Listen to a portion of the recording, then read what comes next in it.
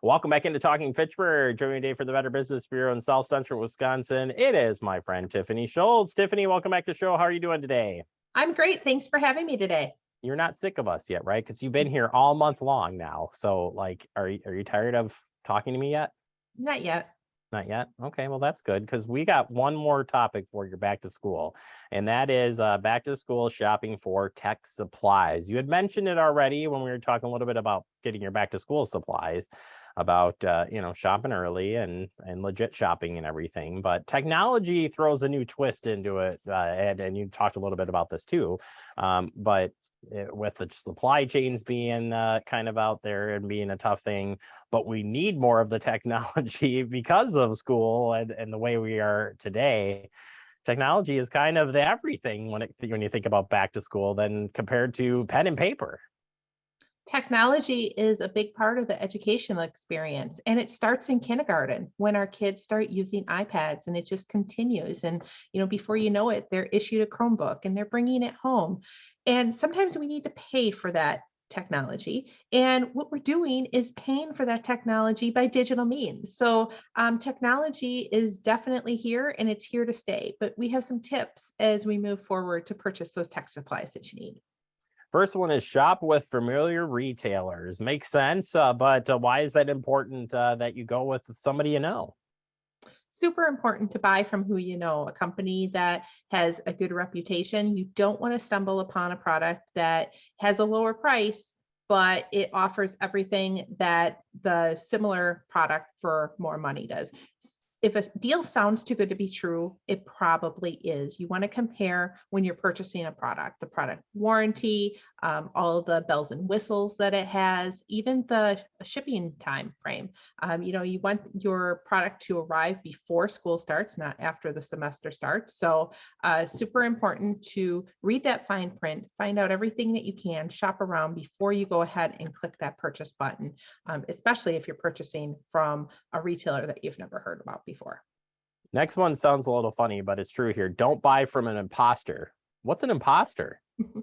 Scammers do throw up fake websites that make them look like the real website, but they're a fake website designed to get your credit card and personal information. It may look beautiful. It may have the same products on that the real website has on, but it's a better deal. Look out for those fake websites and know exactly who you're buying from. Make sure that that website is secure and that you contact the retailer by phone, and look up that address before you click that purchase button, because you can easily identify that fake website. Yeah, I mean, it is an imposter, so there's that. So you gotta watch out for that for sure. But definitely a big one. Approach low prices with caution. If it sounds too good to be true, it probably is. You want to find out why that product is less expensive. And sometimes we get into a legitimate product, but it could be a refurbished product. How long are you buying this product for? Are you buying it for your child's school career? Is it just something to get you through the next year or two? Lots of things to think about as you purchase these products. And if it is a refurbished model, will that fit your needs? So find that out before you click the purchase button. Yeah, absolutely. It's a very good choice there because we are looking for the best prices these days. But like I said, when you think about the supply chain demand and just the time of year, if you didn't get out there early and all of a sudden there's, the hot whatever it is just all of a sudden available, you just got to ask yourself why on that. Some companies rarely offer sales. Why? Well, you can't answer that question, but you still got to watch out for that.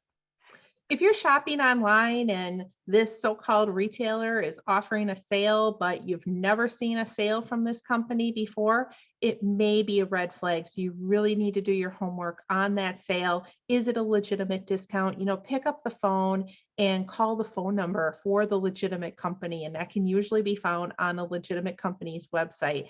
Sometimes if you're shopping an unfamiliar retailer and it has the name brand on it, there could be some reasons why, that price is lower. So just be very careful when you're out there shopping. Next one is know what you're shopping for. And you're like, well, I'm shopping for pencils. What are you talking about? Know what you're shopping for. If you head on out to the store and you're buying a laptop, What if your child is being issued a laptop at school already or an iPad? You may not have to purchase those items. You may just be responsible for buying a mouse or buying headphones. So, if you are shopping for a device, what kind of device do you need? Do you need something that is, so much more than possibly a Chromebook? What can you get away with it? You don't want to overbuy, but you are spending some money. So you want to prepare your child for the tech that they need moving forward in school.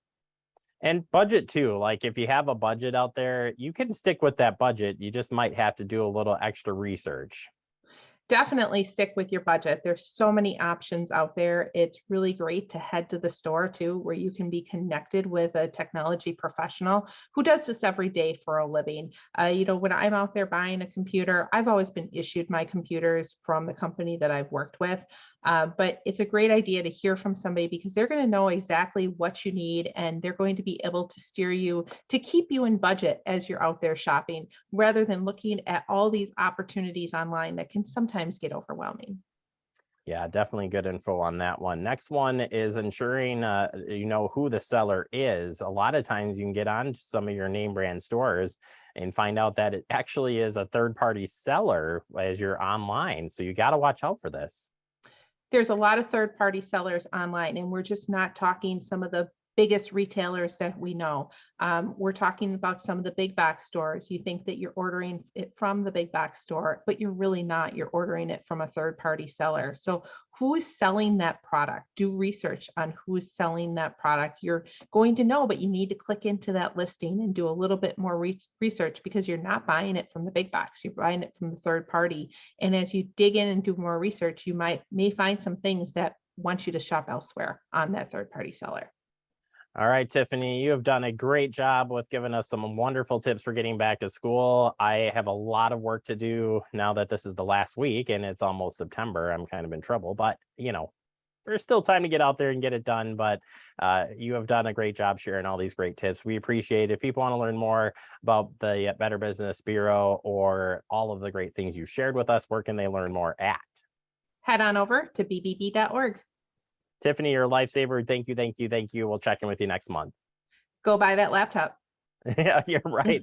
From the right seller. All right, we'll take a quick break. More to come. You're watching Talkie Fitchburg.